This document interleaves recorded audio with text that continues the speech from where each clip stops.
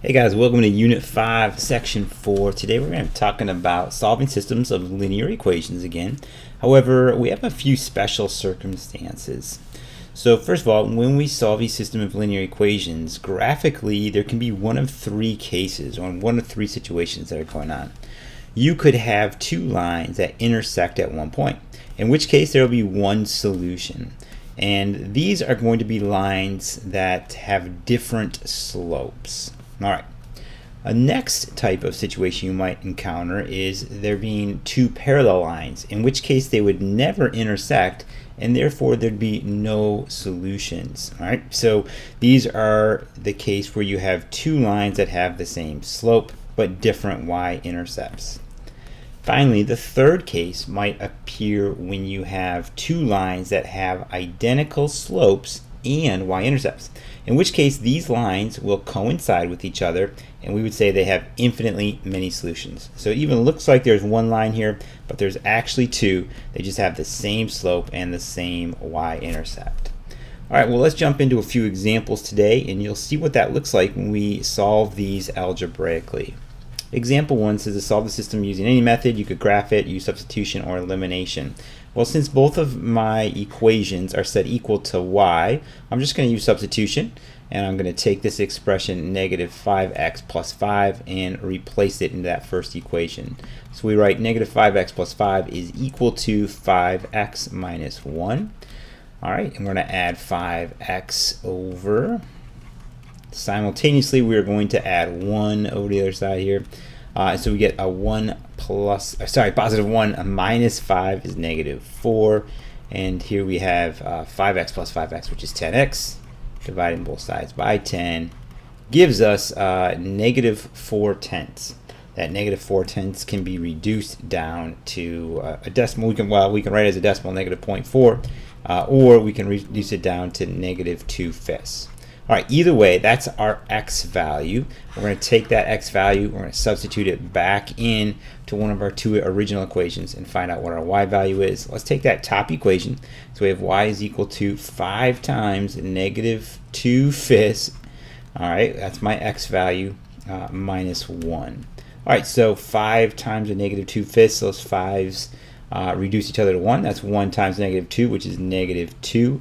Minus 1, and that gives us negative 3. So we get a y value that's equal to negative 3 when our x value is equal to negative 2/5. All right, so that means our points here, we have negative 2/5 comma negative 3. This is the intersection of those two lines. This is the solution to our system of equations, and therefore there's one solution, and you can see that these two lines have different slopes. All right, well, let's check out our next example. Solve the system using any of the methods, and once again we have two equations that are set equal to y, so we can just substitute one expression for the other, and it gives us 2x plus 1 is equal to 2x minus 5. If we subtract the 2x over to the other side, and then simultaneously we'll subtract the 1 over to the other side, that means we have 2x minus 2x. That gives us 0x is equal to negative 5 minus 1 is negative 6. So that gives us the statement 0 equals negative 6. Well, that's a false statement. In other words, that can't be true. So there is no solution here. All right, there's no solution to this system of equations. Now you can see that is true when we take a look at our two equations here, and we see that they have the same slope. In fact, we've graphed this set of equations here on our graphing calculator. So if you take your y equals and look at those two graphs, there's 2x plus 1 and 2x minus 5. If we take a look at what those graphs look like, you'll see that the blue line and the red line are parallel. They will never intersect, and therefore there will be no solutions. So that's what that looks like if you're solving that system using substitution or by graphing. When you have these parallel lines, you're going to have this situation where you come up with a false statement and no solution. All right, in example 3, we're going to solve the system again using any method. We've got a good method here to try elimination on. So here we're going to just multiply through this top equation by 2 in order to get an equivalent equation. And that equivalent equation will be negative 4x plus 2y equals 6. And the bottom equation here will be negative 4x plus 2y equals 6. Well, that's kind of a strange occurrence here. They actually came up to be the same linear equation when I created that equivalent equation by multiplying through by 2. So what this means here is that these are actually going to be the same line. And if we were to try to subtract these two equations from each other, you would have 0x plus 0y equals 0. In other words, you're going to have the statement 0 equals 0, which is a true statement. In fact, what this means, because it's a true statement, is that there are infinitely, see if I can spell infinitely right, infinitely many solutions. In fact, that's a terrible way of spelling infinitely. Let's try that again. Infinitely. There we go. All right. Now, because there's infinitely many solutions, they are exactly the same line. If we take a look at the graph of these two linear equations, they'll appear to be one line.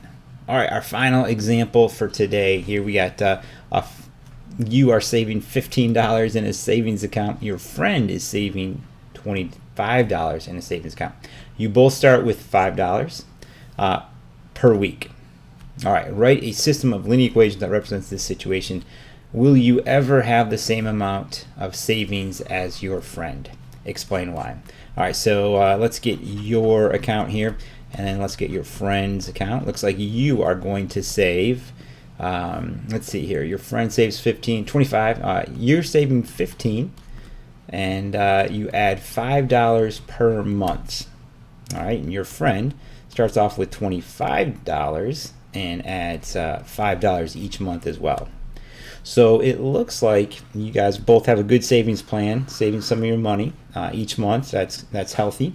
But one of you starting off with a little bit more than the other. Here's where you're starting off at 15, and you're increasing that $5 every month. However, your friend started off at $25, and they're increasing at the same rate. All right, because your slopes of these lines are the same, that means these two lines are going to be parallel lines. And because they're parallel lines, they're never going to intersect. And therefore, there is not going to be any point in time where you will catch your friend in terms of your savings. All right, so there you go. That's our last example for today. We'll talk more about special solutions to systems tomorrow in class.